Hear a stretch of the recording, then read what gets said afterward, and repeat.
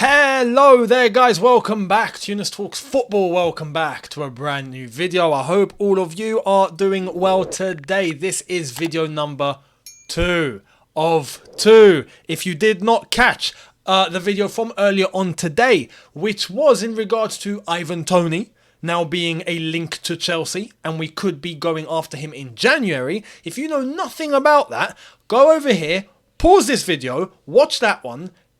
Feel free to enjoy it, come back here and then finish this. Or as I always say in every second video of the day, if you want to do it the other way around, if you want to do it in reverse because you're a little weird or you're lopsided, feel free, you do you, whatever floats your boat. Now let's get cracking into some absolutely outstanding news as far as I'm concerned. I did not expect to see this. And you can already see in the title of this video where I'm going. So without further ado, let's dive right into this. This could get very interesting. This. If we play our cards right here, we could be setting ourselves up very, very nicely. Let's get cracking. Here's the latest on Kepa. From L'Equipe in France. PSG could be looking for a new goalkeeper as Luis Enrique has his doubts over Gianluigi Donnarumma's ball-playing ability, with Chelsea's Kepa Arrizabalaga being one of the names mentioned. On top of this, L'Equipe, the journalist of L'Equipe who has come out with this information, Loic Tanzi, saying Kepa is being considered by PSG alongside Hugo Lloris and David De Gea. Now, David De Gea is available. That's where this might get a little bit, complicated because they're going to have to actually come in and pay money for Kepa rather than just go for David De Gea, who's sitting there doing nothing right now because he's out of contract. So, but when you're talking about longevity, there's more mileage left in Kepa's tank than there is in David De Gea's. So that's one angle you can look at it from. Hugo Lloris is a good link overall, but is he as good as Kepa? Anyway, here's the thing with Kepa. Apparently they're looking for a ball-playing goalkeeper. How PSG have gone to Kepa, realistically, and I say this as a Chelsea fan, and I admire Kepa in some instances, not all, in some. I don't understand how Luis Enrique would choose Kepa when he had Kepa in the Spain squad, when he was Spain manager, and he didn't use him. It doesn't make sense. It doesn't add up. But I'm going to say this right now. This would be an absolutely blockbuster opportunity for Chelsea to nail themselves a top goalkeeper. And how? Because if they've got doubts over Donnarumma, hey PSG, bonsoir, comment ça va? J'espère que vous allez bien. I want to take your goalkeeper, please.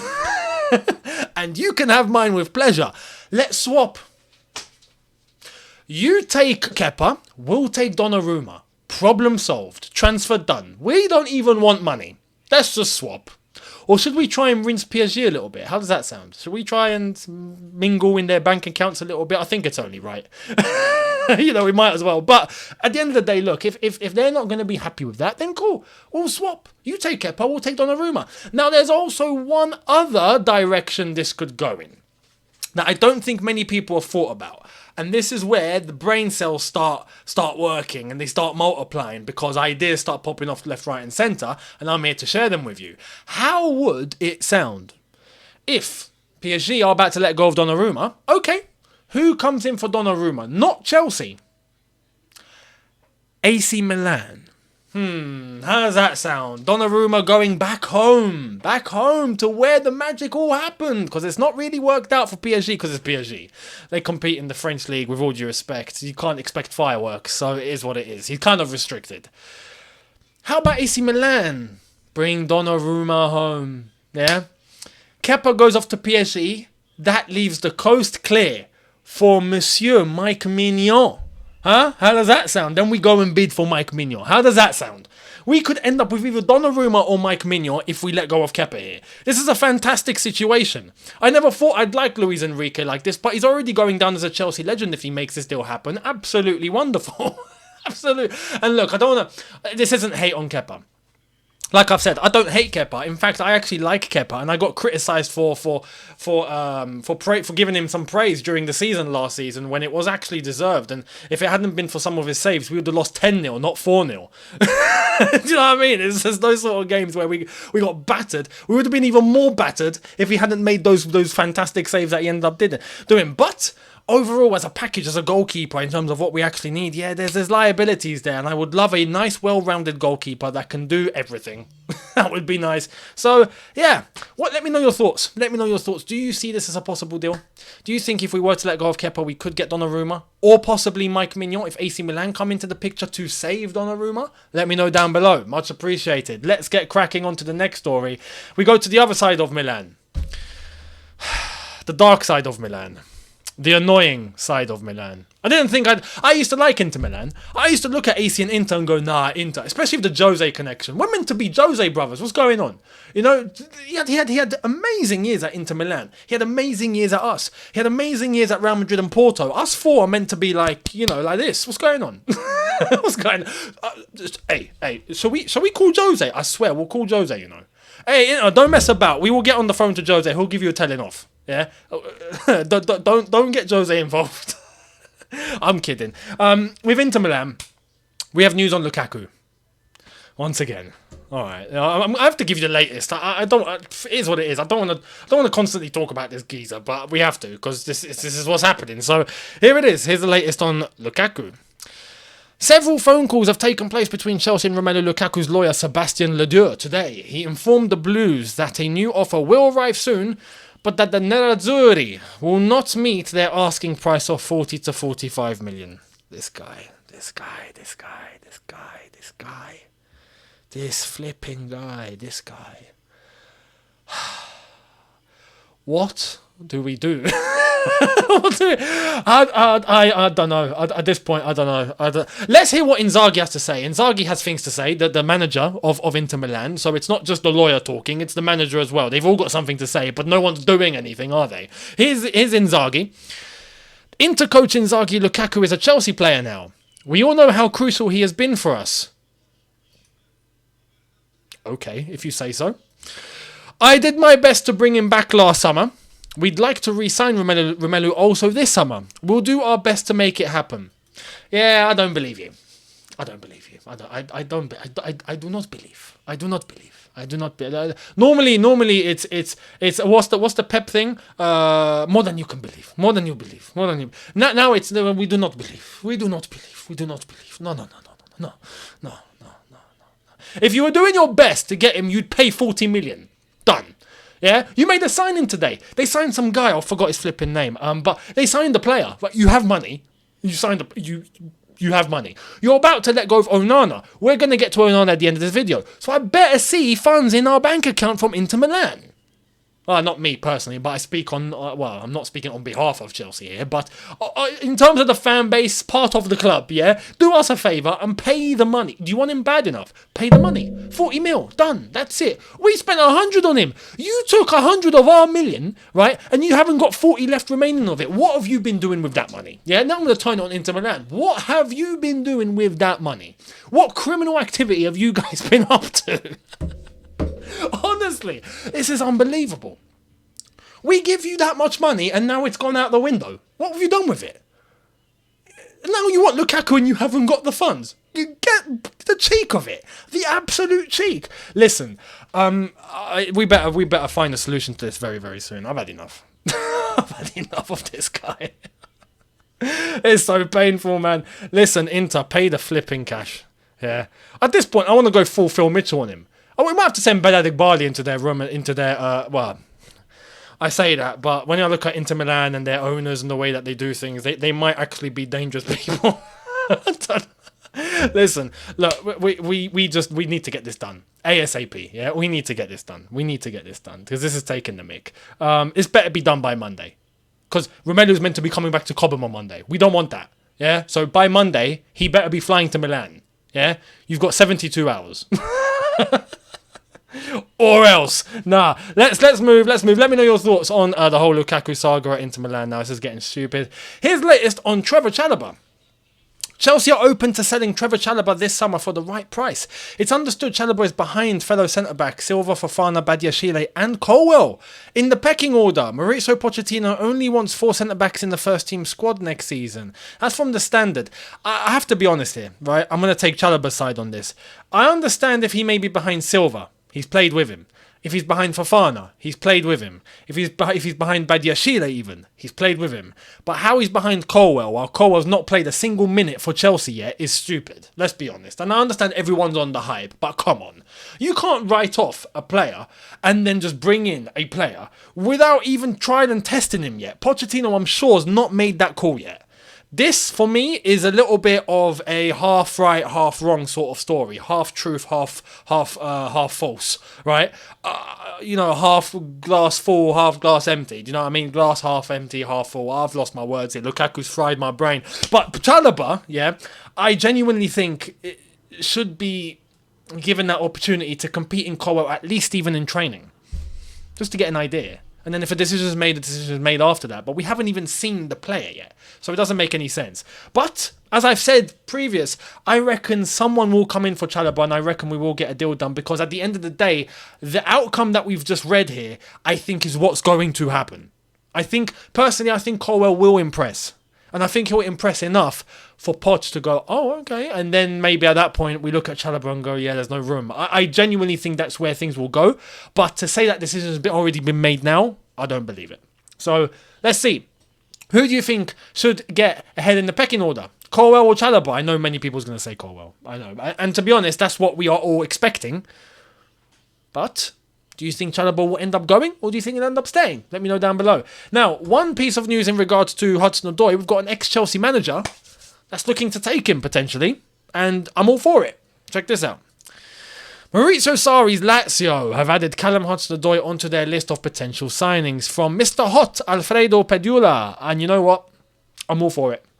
This would be a great move for HudsonAdoi, because Lazio are not exactly a low Italian team. They finished second last season. They're playing Champions League football. Maurizio Sarri, he was the one manager that gave HudsonAdoi that big opportunity after Conte, but was actually using him week in, week out. And we got to see HudsonAdoi play often and was starting to get something out of him. And then Sarri left. So this is where I look at this and I think, you know what? For HudsonAdoi's sake, it would be a perfect move. High end of Serie A, competing for Serie A for sure, playing Champions League football under a manager that he enjoyed his football and he likes and is admired by. I think it's wonderful. Perfect. So, yeah, I hope this move happens for HudsonAdoi. I hope Lazio are the ones that get him. That would be very nice. So, let me know if you agree or you disagree down below. Do you think HudsonAdoi will do well at Lazio or not? Now, we've already talked about the kits and whatnot, the brand new home shirt, and as nice as it does actually look now in the flesh that we've seen, and there's a video on the Chelsea YouTube channel. I'm obviously not sponsored by the club, but I have to direct you guys in that direction. Chilwell and Chukwuemeka talking about the new kit. Chilwell is such a lad. So's Chukwuemeka, very down to earth. But Chilwell is just brutally honest, and I love it. Absolutely love it. He's just himself, and he doesn't care what he sounds like. He doesn't care if he sounds stupid or not. But it's great. Go and watch that clip on their YouTube channel. It's a great laugh. But they talk about the kit. Now, talking about the kit, we need a sponsor. What's going on? Here's latest. Chelsea are asking for just £25 million now to be their front of shirt sponsor and will include the women's team in the package. We have to. I don't blame Chelsea for making this move. Yes, it's less money. This actually brings Alliance back into the conversation because their initial bid, if I'm not mistaken, was it close to 25 to 30 mil? We rejected it. Well, I don't know if we rejected it or if we just put it on the shelf. I hope we didn't reject it because going back to someone that you rejected is not a very good idea. Let me just say that it's not good. You end up looking very, very weak. Don't do that ever in any circumstance of your life. If you made a decision, you've made a decision. Done. Game over. So when in that aspect, Chelsea have, if they've turned the Lions down, if they're not just keeping them on the shelf, they're keeping them on the shelf. Go and entertain it. But if they've rejected them already, then we're gonna have to move on. But, as I said, if they're available, then great. This will get a sponsor done pretty quickly because there will be companies, there will be outlets that are ready to pay that money to get a shirt sponsor done with Chelsea Football Club, of all clubs. And yes, we're not playing European football, so the exposure is a little less, talking across Europe. but in England, it's high enough. We'll be playing with the big teams. We'll be considering ourselves as among maybe a team that will compete for trophies, I hope. That's the aim. That's what Poch said. So I'm hoping that's what's going to happen. It'll be good exposure for them. And the 25 million, we can't, be greedy and ask for more right now. We're in a situation we got to get this done. So let's get it done. Talking about another sponsor, Oman Air. We've found out how much we're getting from Oman Air. And to be fair, it's a good deal. Here it is. Oman Air and Chelsea's 3-year partnership is one of the most valuable at this level. According to a well-informed source, the sponsorship deal will be worth close to £3 million a season for the team's global airline partner. It's a 3-year deal, so it means we're getting 9 mil overall. People are going to look at that and go, what? 3? You have to understand, they're not on the shirt. They're not a shirt sponsor. They're an official club partner. To just have a club partner for £3 million a year is fantastic. It's a great deal. Just to put it into context, because I know people are going to criticise this and go, oh my God, that's just not enough. It isn't. It's more than enough, actually. Now, if they're on the shirt, if they're on the sleeve, or they're on the front, definitely, then it's a stupid deal, of course. But they're not. They're an official club partner. They're an airline partner. We're getting 3 mil for nothing, basically. It's great. So overall, very, very happy deal. Now, we start to shift over to the other things in football, and we've got one story about an ex-Chelsea executive. Mad how this has happened, but I'm not surprised. Here it is from David Ornstein. Exclusive Saudi Pro League to appoint Michael Emenalo as its first director of football. Former Chelsea executive to play key role in building competition and clubs. 57-year-old will bring staff, add more, development local talent. Major statement of intent by the Saudi Pro League. You know what? That's a great move for Saudi.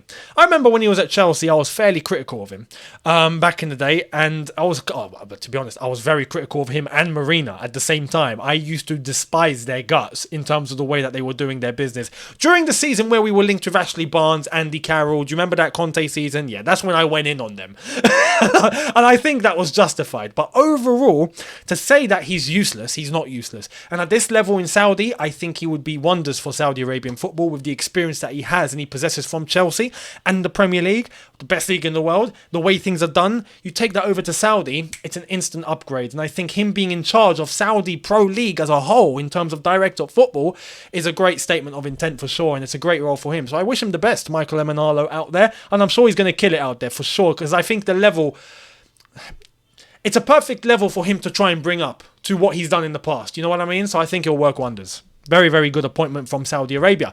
Now, let me know your thoughts on Emenalo down below. I never thought I'd say that again. But here we are, years later, and I'm asking for your thoughts on Emenalo. So it's amazing how the way the world works. Vlahovic, what's going on with Vlahovic? Looks like we're not getting him, and it looks like a club has come in the middle. Even more so if we're going for Ivan Toney. Here's the latest. PSG well informed on Dusan Vlahovic. Deal conditions after direct contact. It took place this week. Juventus' position remained very clear. He could only leave in case of important proposal. PSG are discussing internally about 3 to 4 candidates as new centre striker. So Vlahovic is on their list as well. I genuinely think they're going to move hard for Vlahovic. I don't know why. My gut feeling, my opinion, I just look at it and I think, yeah, PSG are going to move for Vlahovic. I just get that feeling that's the one they want and that's who they're going to try and get quickly. So I think in terms of Vlahovic to Chelsea, I think we can write that one off. I don't think it's happening, especially if PSG are going to move quick, because we've still got business to do. And if we're entertaining Ivan Toney, there's discussions that are going to be had, and I think that's going to take a little bit of time. So yeah, we'll see. We'll see how that goes. Let me know your thoughts on Vlahovic to PSG. And before we wrap up, 2 more stories. This one's gone cold, and I don't understand why. I agree with what I'm about to show you here. Here it is. West Ham are growing increasingly frustrated with the delay in Declan Rice's transfer to Arsenal. An agreement was reached 8 days ago and Rice has passed his medical, but the documents have not yet been signed. What's going on? This is true. What's going on here? Is he locked out of London Colney or something? If we go to London Colney now, the Arsenal training ground, do we just find Declan Rice with his bag out there in the car park waiting for someone to open the door? Like, what's going on? What's the hold up? The medical's done. Contract's not signed yet though. I don't understand. It's a very, very odd... Unless if Arsenal have killed the hype on this, as far as I'm concerned. Now, if we get an announcement tomorrow, Declan Rice has joined Arsenal, everyone's going to be like, oh yeah, nice one. Finally. You know? Whereas before, it would have been, oh, Rice has signed. Whoa. They've killed it. They've absolutely killed it. I don't understand why. There must be a reason. There must be a reason. But what's the reason? Weird. But anyway, I reckon we'll see this done soon. But yeah, baffling why it's taken this long. Let me know your thoughts on Declan Rice to Arsenal as a whole, but why do you think it's taken this long as well? If you've got any theories, stick them in the comments. And to wrap up, here's the latest on Onana. So we go back to Inter Milan to end this video. I'm going to have a nice message for them. Check this out. Understand, Thursday is the crucial day to make Andre Onana deal happen. Man United and Inter will speak tomorrow. Optimism remains after negotiations in the last hours, after some tense moment. Next 24 hours will be very important for this deal, as expected since last week. It's going to happen. It's going to happen. And that means Inter Milan are going to get money. So, Onana goes to United, on the brink of happening. So, what does that mean? Inter Milan, hello again. Yeah, I spoke to you earlier on. Hope you're still okay. Listen, get the checkbook out. You've got 55 million coming your way. So we want 40 of that sent to us, please. You can keep the change. How does that sound? Yeah? Do you want Lukaku bad enough? Send us the 40 mil. That's it. There we are. I think that's a good way to end. That's a good way to end, isn't it? There we are. So, let me know your thoughts down below. And, yeah, I'll be waiting, or we will be waiting, for the 40 mil to show up on the account, you know, to see, oh, 40 mil has gone into the bank account today. Fantastic. I'll be waiting for that moment. Yeah, you've got 72 hours. So let us know what you think in the comments. Much appreciated. And I will see all of you tomorrow for a couple of new ones. As always, as usual, double upload because things are popping off left, right and centre. So I will see all of you tomorrow. Thank you all very much for watching. Do not forget, if you haven't already, hit the subscribe button, hit the notification bell to be notified once I've uploaded. Smash the like button if you have enjoyed this, and I will see all of you tomorrow. Have a good one, people. Have a good night. See you tomorrow. Take care and peace.